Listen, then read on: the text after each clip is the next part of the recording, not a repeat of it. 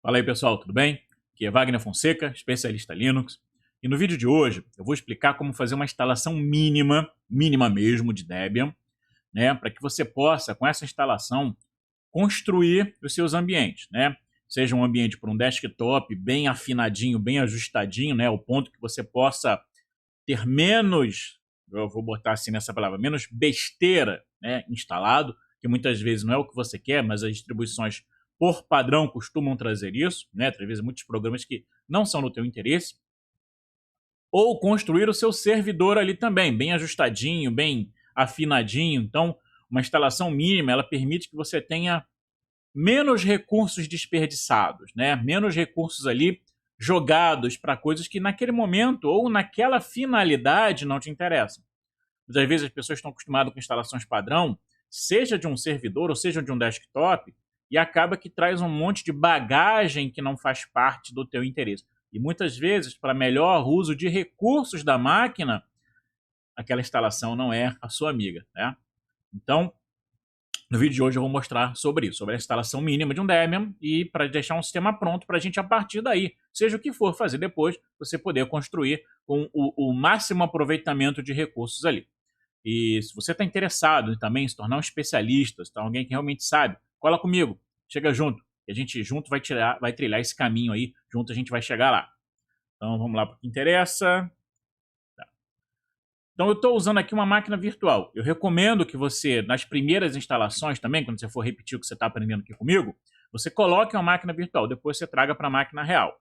Um dos problemas que raramente acontece hoje em dia, tá? Pode acontecer é da sua placa de rede física não ser reconhecida, ou da placa de rede wireless não ser reconhecida. Às vezes o kernel vem minimizado ali, um kernel enxuto para instalação, e você depois tem que colocar algum driver, né? Às vezes tem uma placa tão específica que tem que baixar um driver para instalar depois. Se você não tiver esse driver na instalação, a placa não funciona. Então eu recomendo ele, para a pior das hipóteses possível, um adaptadorzinho USB-rede. Qualquer adaptador USB-rede é reconhecido pelo Linux, ele tem uma interface ali, e aí, a partir daí você consegue fazer as suas instalações e configurações, e depois de instalado, você vai instalar o seu driver e vai funcionar normalmente, tá? Então, iniciar aqui com o VirtualBox, tá? Aqui eu vou parar a contagem aqui, né? Porque eu quero mexer com a resolução. Vai ficar meio bagunça, mas a letra tem que ficar compatível com a nossa tela, né? Tem que apertar o Ctrl do lado direito para sair aqui do VirtualBox. Às vezes eu me... Isso. Às vezes eu me enrolo aqui. Acho que aí já tá bom.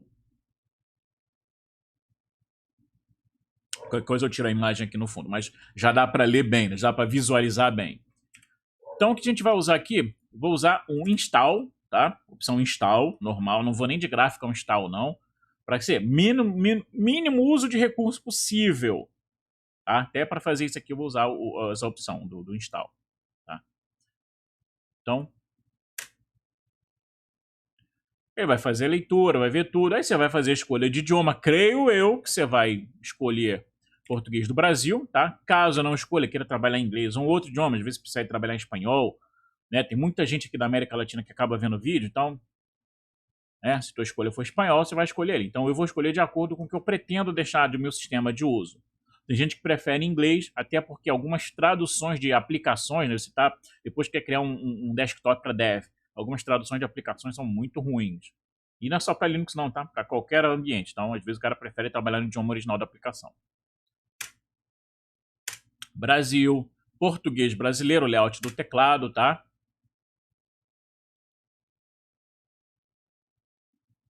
Ele está carregando os componentes do instalador mesmo, para criar as interfaces, para poder manipular o instalador. Aí vem na placa de rede, né? Configuração.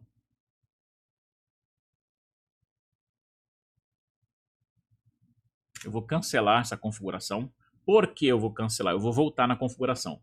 Porque é um desktop ou um servidor, não vai ser DHCP, vai ser IP fixo. Então eu tenho que colocar lá. Então esse aqui vai ser o meu Desk Deb 01, nome da minha máquina. Tá?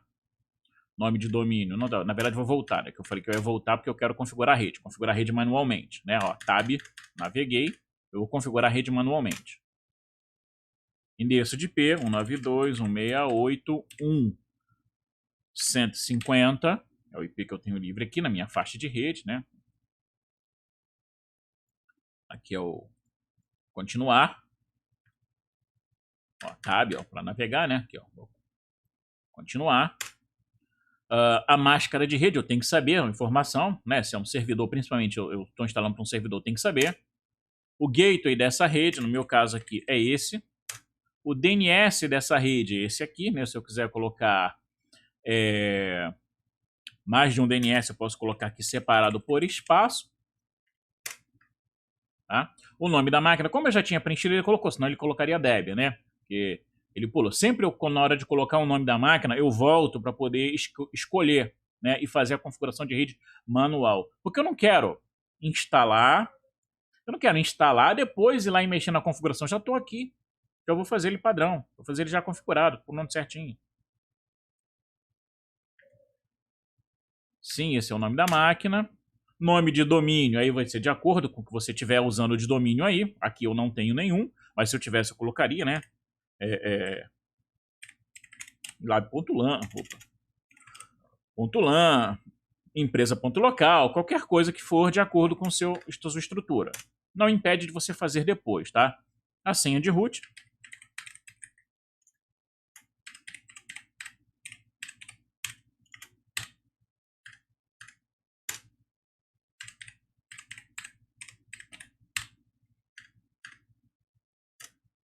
Nome do novo usuário.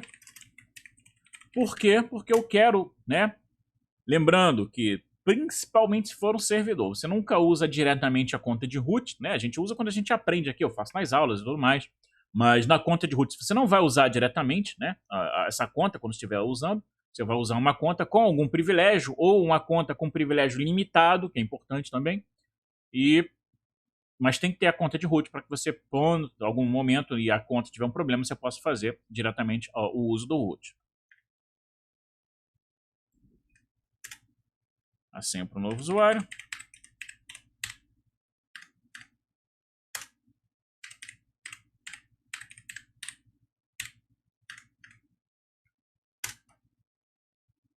Como ele já detectou rede e a minha rede está ok, é bom que a sua rede esteja ok, tá? Para que ele já faça essas verificações. Então ele vai ver data e hora, vai fazer o acerto, tudo mais, vai verificar pacotes para atualizar.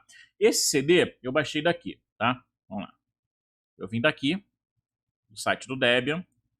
Fui aqui, ó, debian.org, tá? Debian.org. Você cai nessa tela aqui, você vai, ó, baixar o sistema operacional. Ele vai te oferecer a opção aqui, ó, Debian 11, blá, blá, blá. Já te oferece a opção padrão que é a NetInst. CDzinho de 300 megas, rapidinho que baixa. Você pode baixar a ISO padrão, né? Só que a ISO padrão ela vai ter meio que live CD para tu instalar depois. Essas instalações NetInst são mais flexíveis, né? Quando você tem um live CD, a instalação padrão é reproduzir o live CD no seu sistema. Então, aquilo que já está vendo no Live CD, aquilo que você já está vivendo no Live CD, vai para o teu sistema. Então, não é essa a nossa intenção aqui.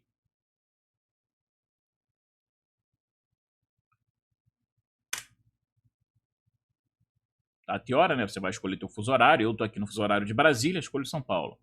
E aí você vai ver a configuração, tá, do teu sistema. Assistido o disco inteiro, ele já vai escolher para você e pronto. Assistido o disco inteiro, ele vai escolher para você e vai fazer um LVM também, né? De volume lógico.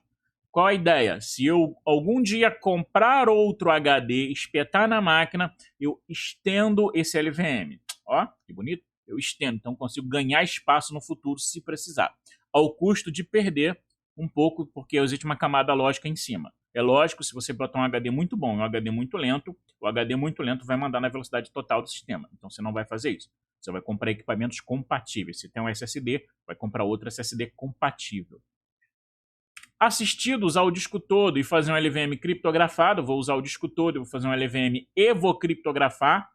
E aí eu tenho mais uma camada, mas aí eu tenho a segurança. Se é para um dispositivo que você vai andar com ele por aí, um dispositivo móvel, um notebook, e você quer garantir a segurança dos seus dados, né, contra roubos, às vezes você tem dados sensíveis ali, essa seria uma opção muito boa. E já faz tudo pelo sistema. Questão, se esquecer a chave de criptografia, você perdeu tudo. Não há, tem um jeitinho de quebrar. Se tivesse, não teria sentido usar a criptografia. Então, não, você não vai ter. Você vai gravar essa chave, vai pegar um caderninho secreto, vai escrever a tua chave lá, com, sei lá, 64 caracteres, não importa. Vai escrever a chave e vai gravar, vai botar no cofre. E se algum dia você precisar lembrar, ela vai estar lá para você, tá? No meio offline. Manual, que é a nossa aqui. Lembrando que eu tenho duas propostas aí. Um servidor, um desktop. Um servidor, eu vou me preocupar mais com as partições, tá? Eu vou me preocupar com a partição do boot, né? Eu vou me preocupar com a partição do barra. Eu vou me preocupar com a partição do VAR, por exemplo, do SR, por exemplo, geralmente um VAR. Se for um serviço específico que usa o APT, se fosse um Zimbra, um check amical, eu vou me preocupar também com a partição do APT. Então eu tenho que ter essa consciência aqui. Se eu não conheço, não tenho um propósito definido, eu uso particionamento assistido. Tá? Se eu tenho um propósito, eu vou particionar aqui e vou escolher. No meu caso, eu estou pensando em um desktop. Tá? No particionamento assistido, tá? No particionamento assistido, ele vai escolher para mim, vai fazer uma partição só e tudo mais, entendeu? Aqui não, que eu vou escolher. Então, se eu tivesse também vários discos, facilitaria meu trabalho aqui no particionamento manual. Eu já poderia definir quem vai ser o quê. Tá? Criar nova tabela de partição, sim. Tá? Então, ele não tinha nem tabela para criar as partições ali. Espaço livre que eu vou utilizar, né? É o espaço total. Aí eu vou criar as partições de acordo com a minha necessidade. Olha, aqui eu posso até criar já um RAID na instalação. Se eu tivesse vários discos, podia criar um RAID. Já podia fazer um LVM aqui, ó. Um LVM criptografado aqui. A SCSI, que recebia isso via rede de um storage, via protocolo iSCSI. E aí eu já colocaria os discos aqui, né? Eu ia botar o iniciador SCSI, a identificação da SCSI vindo do storage e tudo mais. Espaço livre, vou criar uma nova partição. Como eu vou criar uma partição padrões novos, eu tenho a partição de barra boot e tem que ter uma partição de barra boot EFI. Eu tenho que criar essas partições aqui. Já que eu tenho que criar, eu vou já pensar nisso. Então, ó, eu vou criar uma partição de 1 GB, tá? Ela vai estar no início do disco, ela vai ser o ponto de montagem do barra boot, tá? Ela, opções padrão, no ATime, no DIRATime, eu não quero, se for um SSD eu boto o discard também, né, que é para ele poder fazer de tempos em tempos a limpeza via trim, e aí ele não sobrecarrega os circuitos de apagamento lá, né, dando um pouco mais de vida ao SSD. Se eu tiver opções específicas eu vou marcar, tá? Mas no ATime, no DIRATime diminui a quantidade de leituras escritas em disco. Porque o acesso a um arquivo, e acontece toda hora, passou um LS, tem acesso ao arquivo. Ele não vai ser gravado e você diminui operações de escrita no disco. Rótulo nenhum, tá? É o boot. Blocos reservados, 0%. Não quero reservar bloco para root, não quero. Não vou usar ela para logar, basicamente. Finalizar a configuração da partição. No espaço livre, eu vou criar uma nova partição. Essa partição vai ter, sei lá, Vou botar 512 MB, que é uma partição de EFI, né, onde vai gravar o firmware dessa instalação. No início do disco, o ponto de montagem dela, ó, a partição de sistema EFI, já está aqui, tá? Eu não preciso nem falar nada, ó. Eu nem escolho, ela já vai estar lá para mim. Ótimo, tá? Partição especial ali, ó. E agora eu vou fazer a partição para o barra. Eu recomendo, numa instalação normal, tá? Uma instalação normal, você vai botar entre 20 a 40 GB para o barra, se for um desktop, que é o que eu estou fazendo agora. E o resto do teu HD para um home, para os seus arquivos pessoais. Se algum dia você resolver desinstalar isso aqui, instalar um Linux novo, tudo pessoal seu está separado, você não precisa formatar. Se for uma mudança de Linux, eu saí de um Debian e virei um Rock Linux, saí de um Debian, virei um Gentoo, saí de um Debian, virei um Arch Linux, eu não perco o meu pessoal, meu home, meus arquivos, meus dados, minhas configurações, nada, tá? Então, lá, 40 GB para um home, para um barra, tá ótimo. E o resto do espaço pro sistema, tá? Pro home, né? Então, colocar aqui uma nova partição, eu vou botar aqui, tá? Vou botar aqui 10 GB para o barra, porque o meu disco é de 20 GB, então eu vou fazer um uso aqui mais ou menos, só para poder instalar e deixar disponível, tá? No início do disco, ela é o barra, sistema com journaling, opção de montagem, no time, no DirectTime, descard, sem no SSD e tal. Rótulo, nenhum, vou botar o raiz, né, o sistema raiz e tal. Blocos reservados, 0% também, até porque eu não vou logar como root. Os reservados são para root. Eu não vou logar como root, eu vou logar como usuário comum. Depois eu troco para root. E eu vou garantir que a minha partição não vai encher 100%, né? Então, lembrando, eu estou colocando 10 GB aqui porque é o que eu tenho disponível nessa máquina virtual. Tá? Eu geralmente colocaria 40, no máximo 60 GB para um home, para um barra, desculpa, e você não vai usar isso tudo, e o resto eu deixaria para o home, para o diretório pessoal. Criar nova partição, o que sobrou de espaço, barra home, eles até me sugerem, né? Se está no SSD, eu vou colocar as partições no SSD, né? Com descard, e blocos reservados 0%, não quero também, porque não tem sentido reservar bloco para root esse disco.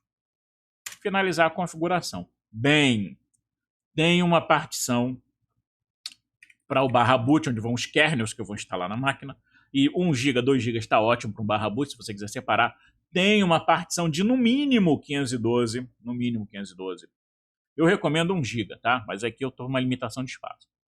Para o EFI, e nunca vai ocupar isso, mas é bom, é uma partição especial do sistema, e é uma partição marcada como inicializável, tem que ser, então ele nem deixa você meter a mão, ele já diz, EFI, vai ser desse jeito. O meu barra, num disco normal, faria ele entre 40, 60 GB no máximo, mas geralmente 40 tá bom, tá? E o meu home, que seria o resto do espaço, onde vão minhas coisas pessoais. Finalizar o particionamento, escrever as mudanças em disco, tá? Você não colocou nenhuma partição de swap. É obrigatório colocar swap? Não. Você tem a opção de usar swap como arquivo, que é uma perda um pouco de desempenho, né? Usar um arquivo no barra, uma swap. E você tem a opção de não usar swap, tá? Se você tiver bastante RAM, não precisa usar swap. Eu não tenho RAM, Wagner, então eu sugiro que você volte lá e crie uma partição de swap, tá? Eu não tenho swap. Aí o que eu faria aqui? Esse cara, eu vou excluir, né? Isso aqui. Então, nesse espaço aqui, o que eu faria? Uma nova partição de 9 GB para o home.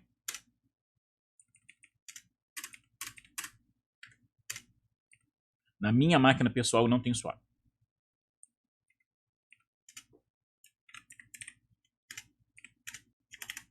Mas eu tenho essa máquina que roda esse VirtualBox aqui, tem 32 GB de RAM.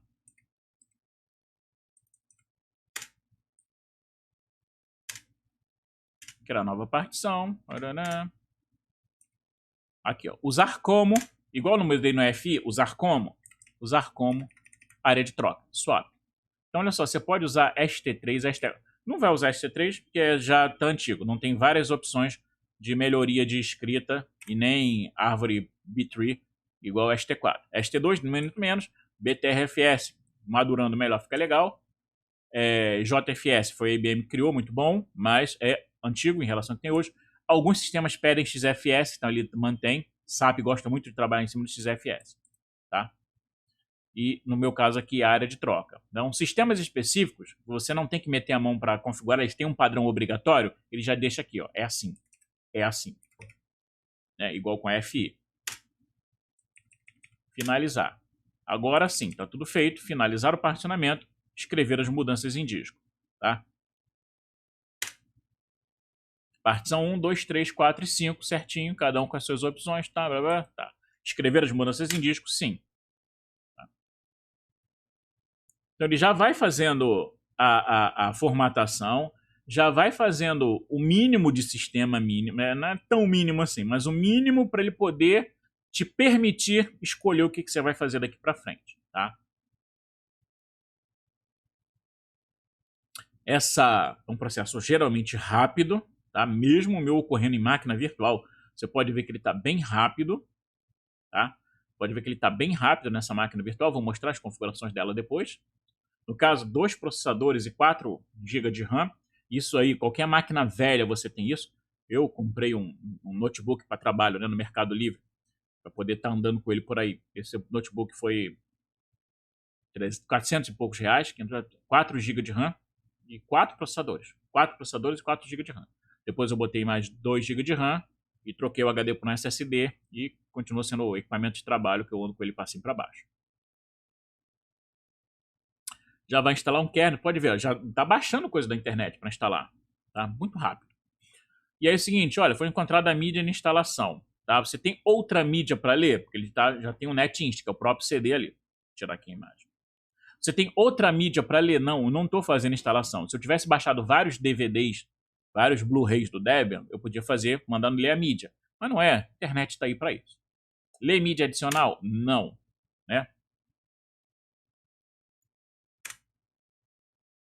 De onde eu vou baixar, né? De onde eu vou baixar? Vou até jogar a imagem aqui para cima.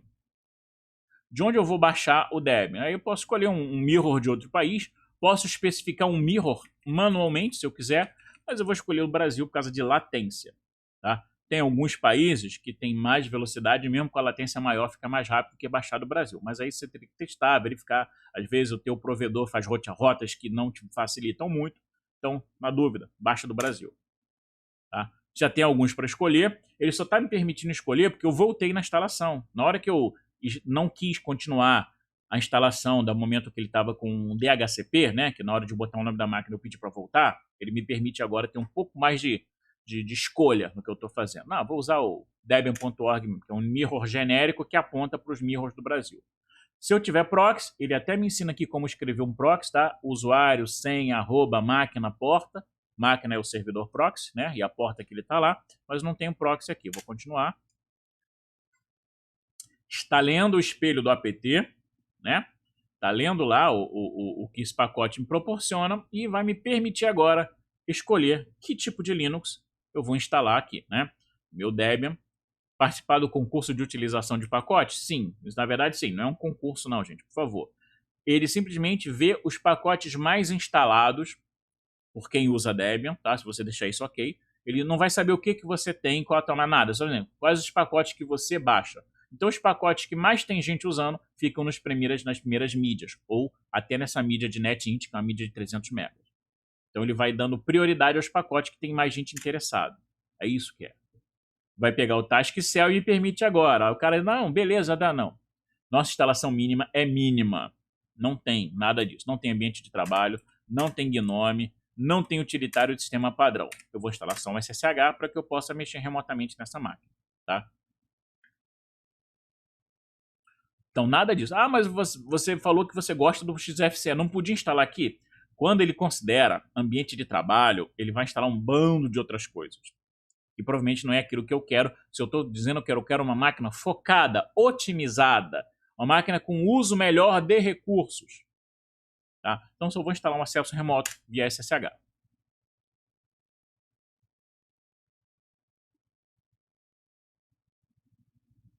Molezinha, né? Rapidinho.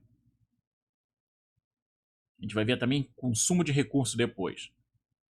Né? Tá instalando o Grub e tal, toda a parte de FI.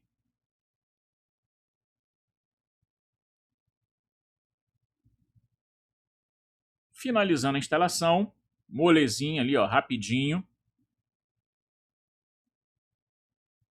Instalação completada. Você quer voltar para mexer alguma coisa? Dessa oportunidade. Não, quero voltar não. Fiz tudo do jeito que eu queria. Errei. Eu queria mesmo, era IP fixo e não DHCP. Eu queria... Beleza, você vai lá, volta e refaz alguma coisa. Continuar, vamos reiniciar e ela vai estar disponível para usar. Tá? Já é a tela do Debian. Tá? Isso aqui é o Grub. Pode ver que é diferente do Grub que a gente tinha quando eu liguei com o instalador.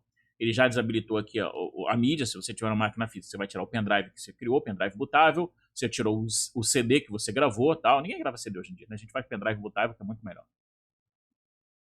Então você tem opções avançadas, configurações do firmware FI, né? Às vezes você precisa de algum firmware FI para alguma coisa, como eu falei, você tem um hardware específico que precisa disso para o FI trabalhar. Se não for, Debian GNU Linux. É o primeiro boot, né? Vamos dar enter aqui, você vai ver o tempo do primeiro boot. Não tem aceleração nessa gravação aqui. É tudo on. E já está lá. Ou o que é um sistema otimizado?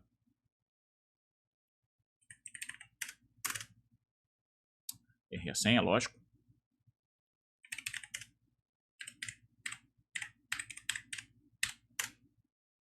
Tá o meu root ali no deskdeb01. Ó, para começar, não tem. Tá? Então, primeira coisa que fazer, apt update. Tá? Ele, ó, falha resolvendo. Vamos lá. O IP dele está configurado. O IP dele, NPS3. Não tá. Vamos lá.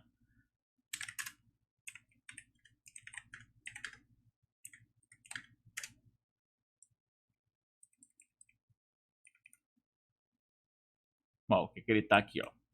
Alto. Inet 6 alto. Não. Inet static. Rapaz, eu vou sair aqui porque eu estou usando o vi.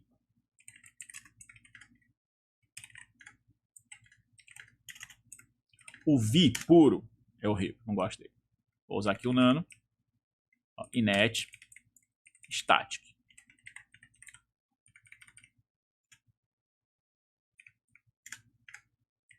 Address 192.168.1.150. Netmask 255.255.255.255.0. Gateway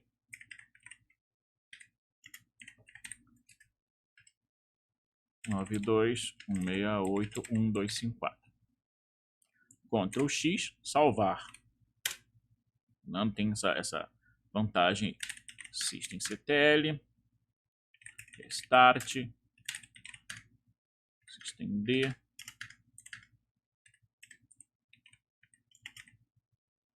network.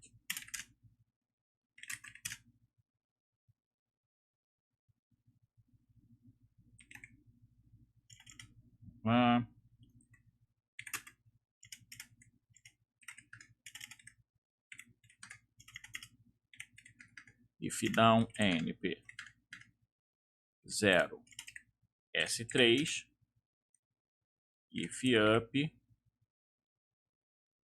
n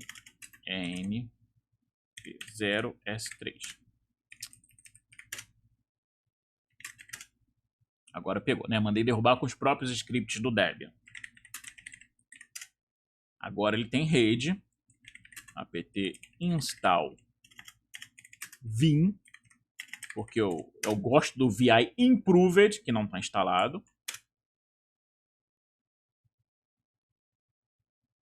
Apt install htop, pequenininho e excelente para visualizar os processos e tudo mais.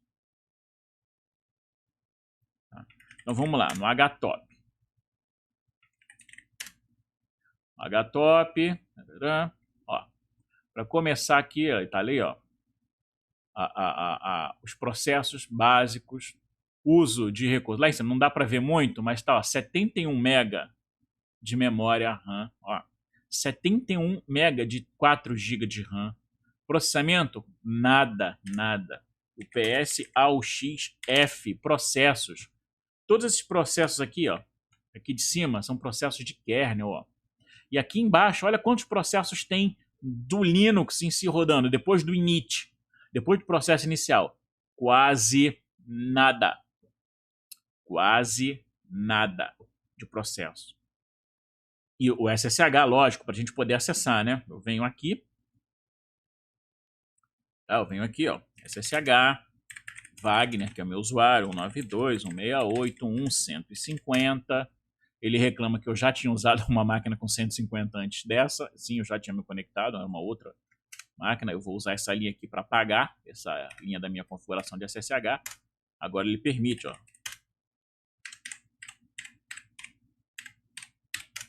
Isso, loguei bonitinho, vou voltar aqui, aparecer eu. Então, já que eu loguei bonitinho aqui, eu vou jogar minha cara aqui. Isso.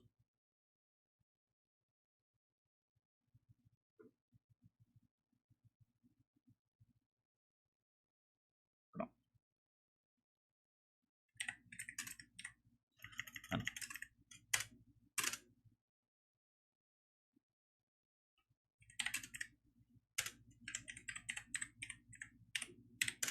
Isso.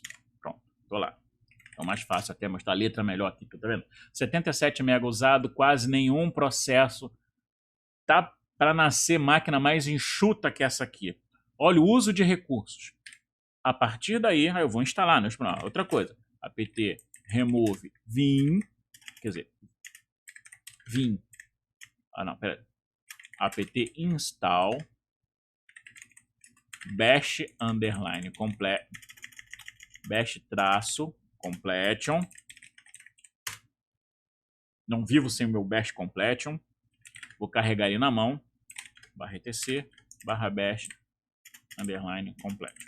Scriptzinho que aumenta a capacidade do tab de completar coisas, tá? Ó, apt remove vim, ó, agora permite completar pacotes instalados. O vimtine, cara, aquele vinzinho michuruca que estava aqui na máquina. Tchau. Tchau. Então, instalei o Vim, instalei o HTOP, instalei o Bash Completion, tem uma máquina zero bala, tá? O HTOP, que eu não posso viver sem, né? Então, venho aqui no meu .bashrc, já descomento minhas principais variáveis e meus principais alias. Até para garantir que eu não vou saindo fazendo besteira, vou deixar o interativo habilitado. E vou colocar aqui, ó, source barra etc barra bash underline completion, porque quando eu logar, eu quero que ele carregue o bash completion para mim. Tá? Se tiver como root, eu quero que ele carregue o bash completion para mim. Pronto. Instalado. Linux Debian mínimo mesmo, tá? Com recursos que eu preciso ali para poder agora construir. Vou construir um desktop otimizado? Ótimo. Vou construir um servidor otimizado? Ótimo. Tá tudo funcionando, vai estar tudo pronto aí para eu trabalhar. Então, essa aí é a ideia de um desktop, de uma instalação mínima para eu construir qualquer coisa em cima. Seja um servidor para um serviço específico, seja um desktop para uma função específica. O meu desktop eu instalei assim, um mínimo. Foi o Ubuntu, no caso, mas é um mínimo, e a partir daí eu instalei os pacotes. A instalação é igualzinha dos pacotes, depois de ter um sistema mínimo, é igualzinho entre Debian e Ubuntu. A diferença mesmo é só na instalação para chegar nesse mínimo aí. Mas é um uso de recursos extremamente inteligente, né, se a gente pensar dessa forma, para colocar uma instalação mínima. Espero que você tenha gostado do vídeo. Não se esqueça de se inscrever no canal se você não está inscrito, de compartilhar e de clicar aqui no sininho para ser avisado. Né? Me segue nas redes sociais, wagnerfonseca.com.br. Até a próxima!